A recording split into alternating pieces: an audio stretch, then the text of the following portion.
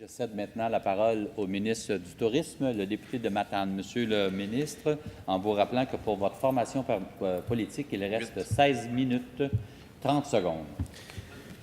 Merci, Monsieur le Président. Comme citoyen, comme parlementaire, je suis préoccupé, comme l'ensemble de la population, par les mœurs politiques, par la question du financement des partis politiques, par la question de la probité, par la question de la transparence, de l'intégrité.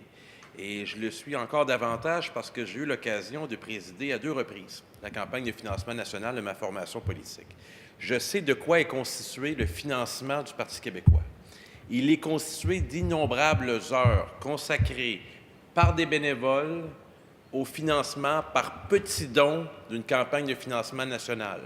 Rue par rue, rang par rang, des soirées complètes à appeler des bénévoles, que ces bénévoles appellent des membres pour aller chercher parfois des montants minuscules, mais combien significatifs pour nous, avec des montants plus faibles, avec une grande base militante. On s'assure de ne rien devoir à personne. Et en ce sens-là, qu'est-ce qu'on réalise maintenant avec les chiffres qui sont maintenant compilés par le directeur général des élections? C'est que la base électorale du Parti québécois, la base militante d'appui, fait en sorte qu'il y a des montants plus importants lorsque c'est uniquement des bénévoles et non des professionnels du financement ou de la politique qui font le financement. Alors ça, c'est une grande fierté pour moi. Et la motion qui nous est présentée aujourd'hui par la CAQ, il faut se poser la question, pourquoi elle est présentée maintenant? Bien, elle est présentée essentiellement parce qu'un reportage, 2 reportages de la Société Radio-Canada nous évoquent que ce parti qui se dit en toute matière différent des autres, voire même, parfois il y a un qualificatif qu'on utilise. Si le député de Mercier m'a qualifié de jeune ministre ou député, bien souvent les parlementaires de la CAQ disent du Parti libéral et du Parti québécois, c'est des vieux partis. Bien, il y a des façons de faire qui ne seront jamais vieilles. C'est celle de toujours se questionner, de toujours re-questionner, de faire en sorte de se renouveler. Et je ne crois pas qu'en ces matières-là, le Parti québécois soit un vieux parti. Je le dis sincèrement. Jamais ne me viendrait à l'idée, tout comme jamais ne me viendrait à l'idée de comparer la CAQ à des partis qui autrefois ont utilisé des tactiques similaires. On en connaît quelques-uns qui ont disparu de la sphère politique.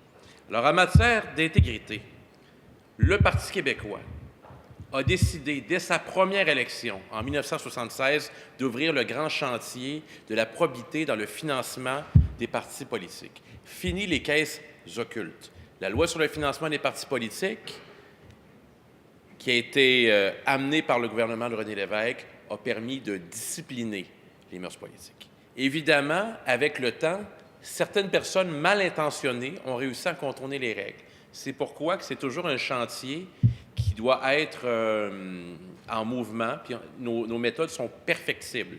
Mais la première volonté politique d'assainir les mœurs en matière de financement, on le doit à une formation politique qui s'appelle le Parti québécois. À travers les années, on a posé d'autres gestes. La loi sur le lobbying, par exemple. Et plus récemment, suite à notre élection, ce qu'on avait dit qu'on ferait, on l'a fait. La question du plafonnement des contributions politiques, qui est maintenant à 100 $.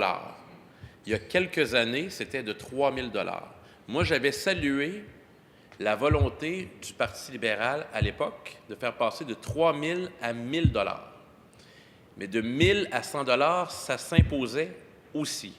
Et maintenant, ce qu'on se rend compte, c'est que c'est beaucoup plus difficile pour les gens qui veulent profiter du système, obtenir des retours d'ascenseur, de mobiliser des sommes importantes pour exercer une influence politique. La question de l'octroi des contrats publics.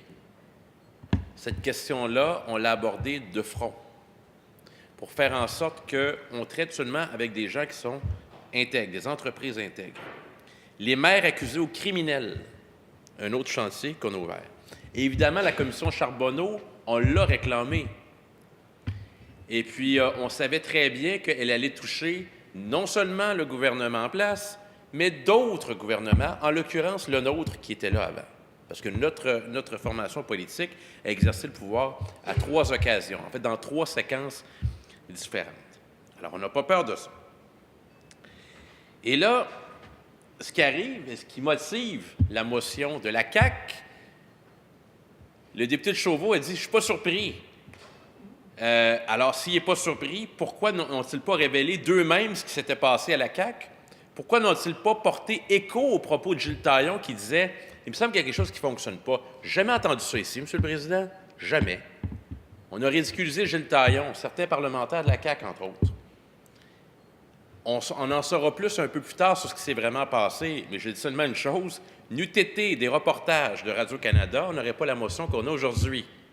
Alors, la CAQ nous dit « Ouais, là, on est un peu dans le trouble, on voulait jouer la question de l'intégrité. On a tout sous-traité cette question-là dans un député à qui on a une confiance aveugle. Je me demande bien pourquoi, d'ailleurs. Et là, on s'est fait pogner. D'ailleurs, ce n'est pas la seule fois dans les dernières semaines. Mario Charpentier, qui a été condamné par le DGE, ce n'est pas quelqu'un de la DQ. En fait, il l'était, quelqu'un de la CAQ. Il était président de la CAQ à un moment donné, fait de la DQ, puis il s'occupait du financement. Il était condamné par le DGE, à moins que je me trompe. Mais c'est tout récent. Alors, il peut contester sa condamnation, mais c'est quelqu'un de la CAQ qui a été choisi par la CAQ. Léo Oussakos, il a été choisi par l'ADQ. Les gens connaissaient son existence.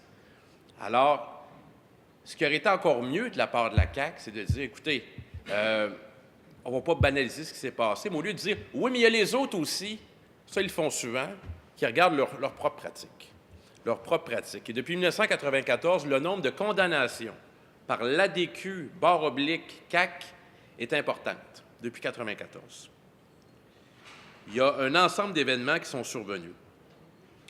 Là, on en apprend davantage sur la campagne de 2008. Mais qui sait ce qu'on pourrait apprendre aussi sur la campagne de 2007? C'est le chroniqueur Jean Lapierre, d'ailleurs, qui disait ce matin, les années les plus fastes en matière de financement à la DQ, c'est 2007. 2006-2007, cette séquence-là. Puis la question du financement, elle n'est pas banale à la DQ à l'époque. Imaginez, moi, j'ai siégé comme député d'une formation politique qui était la deuxième opposition. J'étais assis là-bas. Et c'était le gouvernement minoritaire de M. le premier ministre Charest. Et on négociait entre le Parti québécois, qui était là-bas, et le gouvernement qui était ici, sur des mesures budgétaires pour éviter qu'on se retrouve en élection. Alors, ça s'est fait de nuit, puis on a été capable de trouver une entente. Puis il n'y a pas eu d'élection.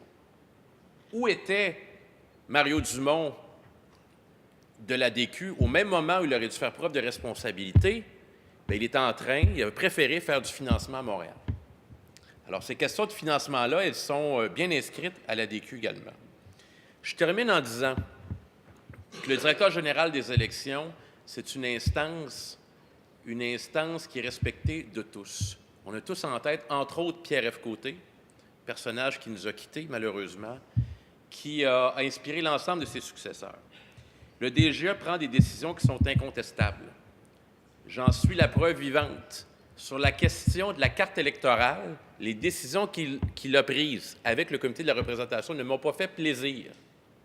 Mais on a dû les accepter. Puis maintenant, je suis, contrairement à ce que vous avez dit tout à l'heure, député de Matane-Matapédia, suite à une décision du DGE. Alors, je termine en disant que ne soyons pas... si le député de Chauveau dit qu'il n'est pas surpris, ne soyons pas surpris également que si on a une motion aujourd'hui, c'est que la CAQ vient de manifester de façon très, très forte que finalement, ce parti qui prétendait être plus blanc que blanc a à faire un examen de conscience. Merci. Alors, merci, Monsieur le député de Matane-Matapédia, ministre du Tourisme.